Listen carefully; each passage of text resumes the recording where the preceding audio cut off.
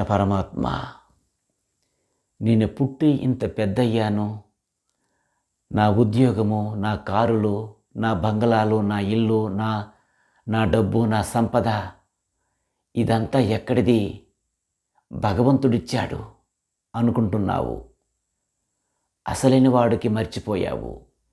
నీ కాసిని తల్లిదండ్రులు నీకు అడ్డాలు పెట్టి, పాలు తాగబెట్టి, నీ నడక నేర్పి, నీ స్కూలుకు తీసుకెళ్ళి, నీ క్యారేజ్ బాక్స్ పెట్టి, నీ బూట్లు శుభ్రం చేసి, నీ డ్రెస్ శుభ్రం చేసి వేసేవాళ్ళు నీ కన్న తండ్రికి మర్చిపోకు. నీ కన్న తల్లికి మర్చిపోకు.